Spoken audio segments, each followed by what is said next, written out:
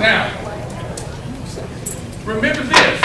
Orleans Parish had 500,000 people. It now has 340,000 people.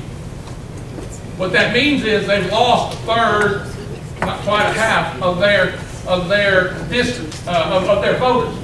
Orleans cannot comprise a district like it used to.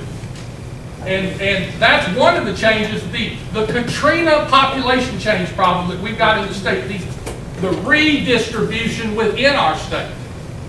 And then the other one that we've got as far as building districts is that we've lost a district. We're going from 7 to 6. That means people are going to have to be combined that have not been combined in the past. Those are critically important when we get to the real fight, and that's Section 5. That's whether or not our Attorney General, Buddy Caldwell, and our Governor, Bobby Jindal, will pass a districting plan that is empowering to our voters, and then do it this year, go to Washington and get our approval. If they turn it down, you can sue in the district court and say, give us our district anyway. And I believe with those two significant changes, the Katrina relocation of people and the consolidation of a district will allow us to draw districts that empower voters, empower communities, but it will also end up without a majority-minority district dividing southeast Louisiana along racial lines. And I mean black and white. We do not get a good representation of this state if we live together, we work together, we're trying to grow together, we're trying to change the state together. But then I want to divide us by race. And the problem with the racial district is it eliminates our common school system as a common power to go to Congress with. We've got the black districts and we've got the white districts in our school system. It changes our city council. Our city's divided. Our black councilmen go to one congressman, our white councilmen go to a different. I don't want that. Yeah, I grew up in the 60s. I am proud it is gone. I am happy it is gone. And I do not believe politics in America thrives without it being gone. And I do not believe we need to empower political representation by segregating. Yes. We need to consolidate our communities together and everyone have a common congressman when he goes to Washington, so we can do it.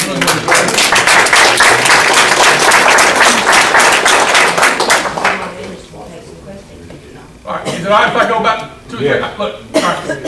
When y'all get tired, just raise a hand, I'll quit. Because, look, my last case that I did this, if y'all don't remember, in 1990, I did several of these redistricting cases in federal court. My last case that I did was Vera v. Bush, governor of the state of Texas, in the U.S. Supreme Court over the racial gerrymandering of districts in Texas. We set aside the districts in Louisiana twice. In Texas, we set aside 13 congressional districts. In Virginia, we changed 8. And so at one point in time, if you judge a man by his enemies, I had almost 10% of Congress pissed off at me. And I figure if I can make them mad, I'm doing something right. So anyway, I was a little ahead of the Tea Party, but I'm glad to be here. Pardon my slang. But anyway, look, these districting principles are important. What we need to understand is we need one man, one vote. That's not going to be really good. We don't mind if they place incumbents in different districts the most they can, so we don't gather up 3 incumbents to run against each other and have 2 districts out here with no incumbent at all. We don't need that. That's okay. Both of these plans do not pair any incumbents except one time because we got 7 congressmen. We only got 6 districts. So we do our principles of holding together good districting will allow each congressman to have his own district except the one left over that we've got. We've got to decide which ones we're going to pair. All right. The maintain historic regions. The reasons that when you look at these 2 districts, the reason I like the one that has the 2 districts out of the north is this. One, it creates a coastal district. As opposed to I-20. Now look, I-20 is nice as concrete goes, but there's nothing inherently connective between us, ag, us in the Northeast, us with our contacts with Arkansas and Mississippi, and Shreveport's gambling, Shreveport's Texas connections, and Shreveport's, if you will, their piney woods over in that corner. They're more Texas as much as they are Louisiana, and that's okay. That's been a historic region over here that's been a little bit different than us in Northeast. This also, what happens is these two are maintained. This district has an identity. It has a coastal identity that many of the people down there are asking for, so that we can representation in Congress dealing with coastal preservation and those issues. And the only problem is we're either got to do it this way or we've got to do it the other way. And I think this also is a more balanced district. There's enough population in the north and enough population in the south where we are joining otherwise historically different regions. Acadiana is different than the river parishes and us in Northeast Louisiana. The problem is, if we had 7, we could do it without having to cross regions. With 6, there's cross regions going to have to occur. More importantly, I'm going to say it this way.